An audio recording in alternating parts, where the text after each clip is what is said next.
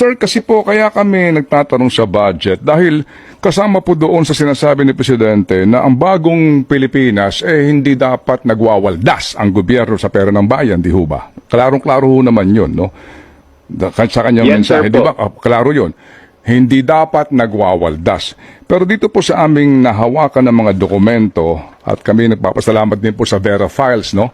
Sa pag-guide sa atin kung paano makakakuha nito pong mga kopya ho ng inyong mga gastusin sa mga aprons, ano po, bowlers, sombrero, cap, stickers, hoodie jackets, tote bags, t-shirt, no? Tumblers, etc. Sa bawat item, halos 1 milyon po ang gastos, no? 1 million. Aprons, bowlers, 949,000 Opo, ang average po. Dito pa lang po, 7.5 million na ang gastos ng gobyerno.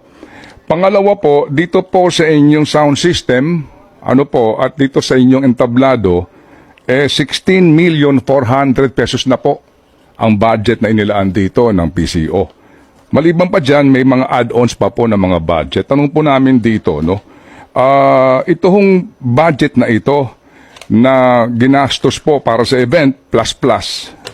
Ito ho ba'y hindi natin may tuturing na pagwawaldas? Sir, as I mentioned po, for every activity ng Presidential Communications Office, meron pong budget na nakalaan. At alam naman po natin na sa government transactions, meron pong bidding process na nangyayari. So, may gumawa po ng mga market study for the service providers, for the food providers, sa lahat pong yan. Dumaan po sa proseso sa mga nabanggit nyo pong collaterals like t-shirts, aprons, cap, and stuff like that. Meron pong bidders at sang-ayon po sa proseso ng bidding ay yun po ang mga nakuha. Opo, pero hindi ho ba, sir, kaya nga bagong Pilipinas Kapag sinabi mong bagong Pilipinas, kayo nagbabago na sa ugali ng gobyerno, no? Exactly, Yung pamimilit sa mga taong umattend. Bago ba ito, namimilit naman po ulit. Pangalawa, bago ba ito na hindi magwawaldas gayong sa gitna po ng paghihirap ng maraming Pilipino, ay nga po araw-araw sa aming programa, marami po nagdarahop na humihingi ng tulong sa amin, tayo po'y gagasta ng higit sa, dito pa lang po sa mga paunang informasyon, higit na pong 22 milyon ito. I go back to what I said initially, Sir Ted, na meron po tayong culture of negativity. So, nung sabihin po na i-anunsyo po na meron pong kick-off rally itong bagong Pilipinas, ang dami na pong criticism, ang dami na pong detractors. Ano na naman yan? Wala na namang bago. Anong mahihita natin sa ganyan? So, yun po ang sana gusto po naming ipabatid din sa publiko na give it a chance. Sa iba pong mga administrasyon po, meron po silang mga campaign, meron silang mga program, meron pong na-fulfill na promises, merong hindi. Pero gaya po ng sabi ng Pangulo sa kanyang speech kahapon, nabigo na ng maraming beses ang mga Juan at Juana de la Cruz dahil sa pangako ng mga administrasyon. Ito pong Bagong Pilipinas campaign, hindi po ito para sa Administrasyong Marcos lamang. Ito po, we hope, the administration hopes that it will transcend this administration. Gusto po natin ng transformation, gusto po natin ng institutional and systemic change. Ang isinusulong po natin, baguhin ang mga negatibong proseso, perspektibo, simulan po natin sa gobyerno and hopefully yung attitudinal change mag-cascade po sa lahat ng Pilipino. Salamat po, Asek Joey. So, sa inyo po nang galing, dapat gobyerno ang nagsisimula. So, kami po mga kami po mga mamamayan, paano po namin uunawain yung tatangkilikin na dapat sa gobyerno nagsisimula? Gayong ang gobyerno dito po gumasta ng malaki na pera ng bayan. Tapos, meron pa hong issue ng pilitan. So, paano po namin tatangkilikin na parang sa iba, sabi baka ang turing nyo sa mga taong negatibo, ang pananaw kayo mismo sa gobyerno, ngayon, hindi nagbabago Again po, Sir Ted, wala pong pilitan na naganap. Voluntary po yan. At yung sinasabi nyo pong kumuha ng attendance, kailangan din po yan para sa liquidation ng yung ipinakain, yung transportation para sa mga kawani bawat department. Doon po sa kung paano po tatanggapin ito ng Yung ating gastos mga po, yung mamamayan. gastos, opo, yung pangkalahatang Opo. pong gastos, opo. Kahit po yung overall negative impression about what this campaign is.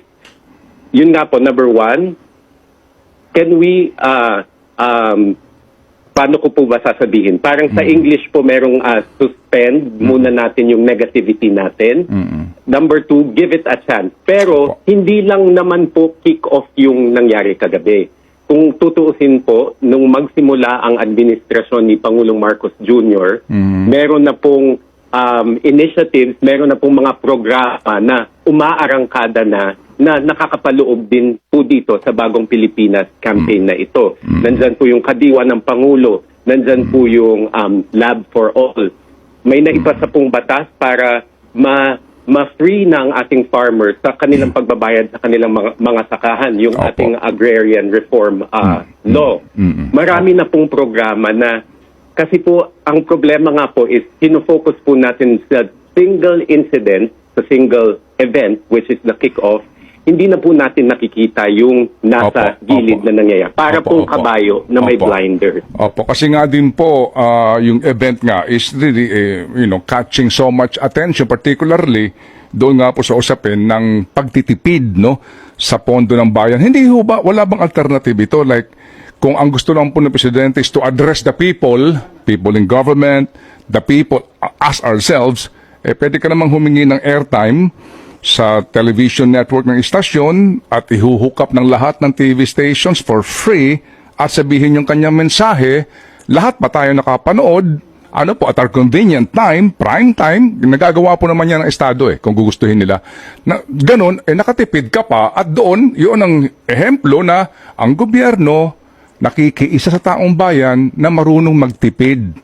At dito po, hindi mo na kinakailangan pang linggo, mag-check ng attendance, mag-obliga, o kaya po'y gumastos ng ito sa mga paunang informasyon, higit 22 milyong piso na.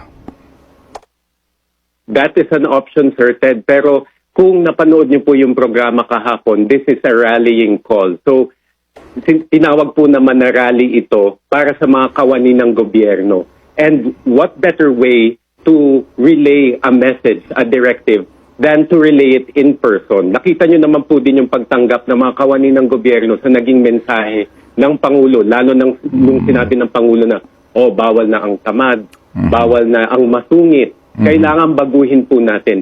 Yun po ang gusto rin tumbukin ng Pangulo. Kung negative po tayo palagi at we have nothing to aspire for and we have nothing to re-energize the country, wala pong mangyayari sa atin kung palagi na lang po ang hinahanap po natin ay ang tinik sa mata ng ating kapatid. Opo. At siguro din po, maganda rin po nating unawain yung sinasabi ninyo kung nakikita po siguro din ng mga pangkaraniwang Pilipinong nagpapagal sa trabaho na nagtitipid ang gobyerno. May tanong po si Chacha po. Please, Asek, I hope you don't mind. Oo, Asa, good morning po. Good morning, DJ Chacha. Good morning po. Yun pong mga performers natin kahapon, libre po ba ito o bayad po yung mga talents natin? Na-mention ko po yan kanina, meron nag-volunteer ng kanilang information at meron po ding nag-donate ng fee para po makuha po ang ating mga artists. So, may mga bayad at meron pong mga hindi bayad? Yes po. Oh, kabisado po ba natin, Asa, kung sino yung mga talents na hindi po nagpabayad dito? Wala po akong information about that now. Siguro po in the coming days, kung meron pong pagkakataon, mailalabas po ang listahan na yan. Po. Aside from that, Asek, isa rin po sa mga lumalabas na mga balita po ngayon, ilan daw po dun sa mga tao na umattend ng rally, nagrereklamo after nung event dahil ang pangako ay may ayudang ibibigay pero wala daw po silang natanggap. Ano po ang komento nyo tungkol dyan? Wala pong ganyang pangako po. Gaya po na sabi ko kanina, meron pong serbisyo fair sa ground at meron pong services na binibigay dyan, particularly sa DSWD. Meron po yung IX program ng DSWD. Kung yun po ang tinutukoy nila na tulong, yun po yung ino-offer ng DSWD. Pero yung kung ano man po yung sinasabi nilang kapalit sa pagdalo nila, wala po. Thanks for watching Part Meal TV channel. Please subscribe my YouTube channel. Follow, like, comment, and share.